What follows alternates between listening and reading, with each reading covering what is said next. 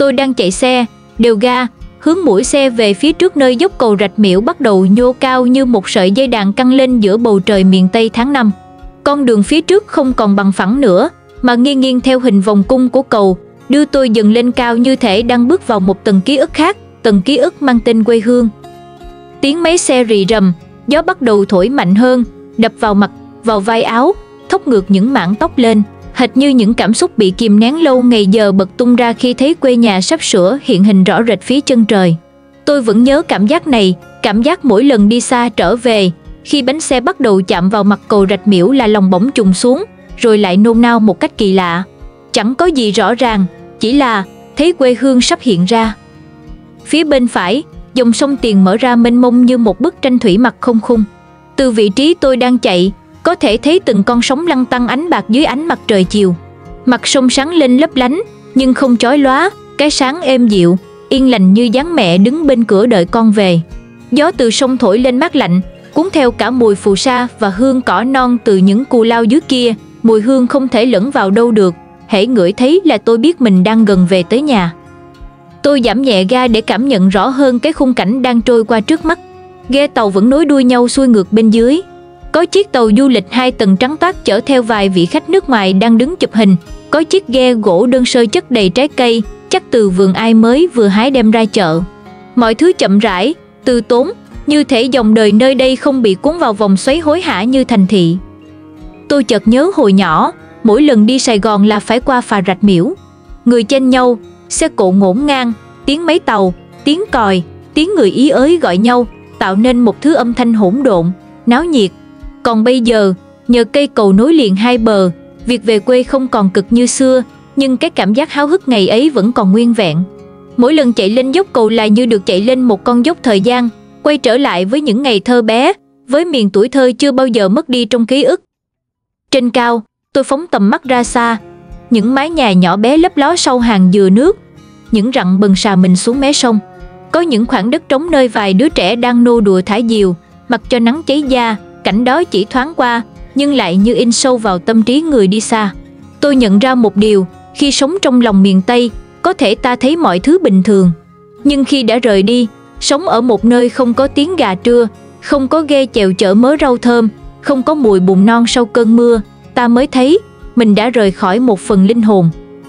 Cầu Rạch Miễu tuy chỉ dài vài cây số, nhưng đối với tôi, nó dài như cả một cuộc hành trình trở về bản thể. Bởi mỗi lần đi qua nơi này, tôi không chỉ băng qua sông, mà còn băng qua những năm tháng tuổi thơ, những mùa hè đạp xe ra ruộng cắt lúa, những chiều cùng lũ bạn tắm sông, bơi theo trái gáo lềnh bềnh. Tôi ngước nhìn lên đỉnh cầu, bầu trời tháng 5 cao và trông đến ngỡ ngàng. Một vài đám mây trắng trôi hững hờ, như thể cũng đang thong thả cùng tôi về quê. Gió lùa mạnh hơn khi lên gần tới đỉnh dốc. Lúc này, tôi cảm nhận rõ nhịp tim mình đập nhanh hơn, không phải vì gió, không vì mệt, mà vì hồi hộp. Phía bên kia dốc cầu là đất Bến Tre, nơi từng bụi cỏ, từng gốc dừa, từng bến nước đều gắn liền với hình ảnh ông bà, cha mẹ. Tôi nghĩ đến ông ngoại, người đàn ông gầy gò, tóc bạc, ngày nào vẫn lâm khâm cắt cỏ cho bò ăn. Nghĩ đến mái nhà xưa có chuồng dê phía sau, có tiếng gà gáy mỗi sáng, có 2 con chó mừng rỡ mỗi lần tôi trở về. Tất cả như hiện lên rõ mồn một trước mắt, khiến tôi bỗng chốc không còn thấy mình đang chạy xe nữa, mà như đang trôi trên một dòng cảm xúc dạt dào, dắt tôi về quê bằng con đường của ký ức. Trên lan can cầu, có một vài người dừng lại chụp ảnh. Có thể là khách du lịch, cũng có thể là ai đó giống tôi, những đứa con tha hương lâu ngày trở về, muốn lưu giữ khoảnh khắc chạm vào quê hương lần nữa. Nhưng riêng tôi không dừng lại.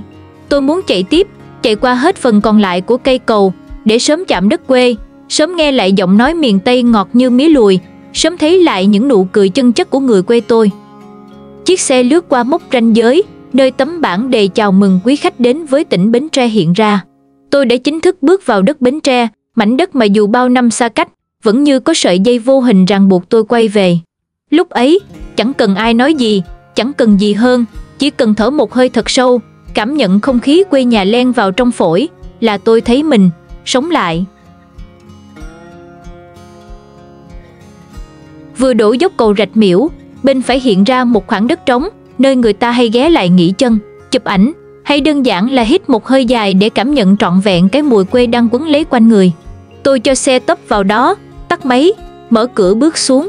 Trời đứng nắng nhưng không gắt, thứ nắng mềm như lòng người miền Tây, chỉ đủ làm ấm chứ không thiêu đốt. Tôi tìm một chỗ mát, ngồi tựa vào yên xe, thả hồn xuống dòng sông trước mặt. Phía dưới kia có một cồn cát nhỏ nhô lên giữa sông, trơ trọi như một hòn đảo con, nhưng người địa phương nào cũng biết chỗ này, nhất là mấy đứa mê thả diều. Hồi nhỏ, mỗi chiều lộng gió, chỉ cần thấy con diều chao lượn phía chân trời là biết tụi nhỏ đang rủ nhau ra đó. Có đứa vấp té, có đứa chạy không kịp sụp lún vào cát, nhưng nụ cười thì rộn ràng cả khúc sông. Tôi nhìn cồn cát mà lòng bồi hồi. Bao nhiêu năm trôi qua, nó vẫn ở đó, không to thêm, cũng chẳng mất đi. Giống như một phần ký ức được sông nước giữ giùm, dù dòng đời cuốn trôi mọi thứ khác. Những đứa trẻ năm xưa giờ chắc đã lớn, có người thành công, có người tha phương. Nhưng tôi tin, trong lòng ai cũng còn một cánh diều, không chỉ là món đồ chơi, mà là sợi dây nối về tuổi thơ. Tôi chụp vài tấm hình, gió thổi làm tóc bay lòa xòa, mắt nheo lại vì nắng, nhưng lòng thì bình yên lạ. Phía xa, có vài chiếc ghe đang lướt chậm qua mặt sông. Ban đầu tôi cứ nghĩ là ghe đánh cá, vì quen với cảnh ghe máy rồ lên rồi lặng lẽ giữa chiều. Nhưng không, đây là những chiếc tàu gỗ chở khách du lịch. Trên mui tàu có vòm che bằng lá dừa nước, treo bảng tên như du lịch sinh thái Cồn Phụng, thuyền chèo miệt vườn, hay tour trái cây, đờn ca tài tử. Tôi thấy thấp thoáng bóng áo bà ba, khăn rằn, tiếng cười nói vang lên từ xa. Tàu chở khách đi giữa sông, uốn lượn theo luồng nước, dẫn họ vào những con rạch nhỏ như mạch máu của vùng đất này. Có lẽ vài tiếng nữa, họ sẽ dừng chân ở một miệt vườn nào đó, thưởng thức trái cây chín cây, nghe vài câu vọng cổ ngân dài qua tiếng đàn kìm. Có thể sẽ có ai đó lần đầu được biết vị thơm của trái chôm chôm hái tận tay, hay lần đầu thấy cái cách người miền Tây nồng hậu mời nhau bằng chén trà và câu chuyện đời. Tôi đứng lặng nhìn những chiếc tàu ấy, trong lòng bỗng dâng lên một nỗi vui lặng lẽ. Bởi dẫu cho tôi từng rời xa nơi này, từng sống ở nơi phố thị nhộn nhịp, thì quê hương vẫn còn ở lại, vẫn sống động, vẫn mời gọi những bước chân tìm về. Tôi ngồi nghỉ thêm vài phút, gió cứ thổi, mang theo hơi nước và cả mùi bùn non ngai ngái, thứ mùi mà ở thành phố người ta tránh né, còn tôi lại thấy thân thương. Nó là mùi của ruộng đồng, của con rạch sau hè, của những bữa lội mương bắt cá trê, cá rô. Là mùi của một thời chân lấm tay bùn nhưng lòng thì trong veo như bầu trời quê. Một nhóm du khách người Bắc vừa dừng xe cạnh tôi. Họ reo lên khi thấy cảnh đẹp, bấm máy lia lịa. Một chị trung niên quay sang hỏi tôi: "Anh ơi, chỗ này gọi là gì vậy? Đẹp quá." Tôi cười, chỉ xuống sông. Đây là đoạn sông Tiền ngay dưới chân cầu Rạch Miễu. Cái cồn cát kia, dân ở đây gọi là cồn cát nổi, mùa nắng hay hiện ra. Trẻ con tụi tôi hồi xưa toàn ra đó thả diều. Chị gật đầu, mắt sáng rỡ như vừa khám phá ra điều gì quý giá. Tôi thấy vui vì những điều giản dị quê mình có thể làm ai đó hạnh phúc, dù chỉ là một đoạn sông, một mảnh cồn nhỏ hay cánh diều bay giữa trời. Nghỉ ngơi đủ, tôi lên xe tiếp tục hành trình. Đường phía trước còn dài, nhưng lòng tôi giờ đã nhẹ như gió. Xe chạy chậm qua những con đường làng đã quen mặt từ thuở bé. Hai bên đường, lúa đang thì con gái, xanh mướt mắt. Thỉnh thoảng có vài chú trâu nằm gặm cỏ, mấy đứa nhỏ đạp xe đi học, lưng áo ướt đẫm mồ hôi nhưng môi thì cười tươi rói. Tôi lặng người. Hình ảnh ấy giống y chang như thời tôi còn học lớp 3, lớp 4, chỉ khác là giờ tôi đã lớn, còn lũ nhỏ kia đang đi qua những năm tháng đẹp nhất đời mình. Quê hương tôi không có những tòa nhà chọc trời, không có trung tâm thương mại lấp lánh đèn neon. Nhưng quê tôi có nắng, có gió, có sông nước hiền hòa, có những con người sống chậm, sống thật. Có những buổi chiều nằm võng nghe tiếng gà gáy xa xa, có những bữa cơm nghèo nhưng đậm đà tình thân. Có người mẹ chờ con dưới tàn dừa, có người cha cặm cụi gánh từng thúng đất trồng rau nuôi con ăn học. Khi bánh xe lăn trên con đường làng, tôi biết mình sắp về tới nhà ông bà, nơi tuổi thơ tôi gắn bó suốt cả một trời thơ ấu. Mỗi tán cây, mỗi bờ rào, mỗi giếng nước đều in bóng hình những năm tháng cũ.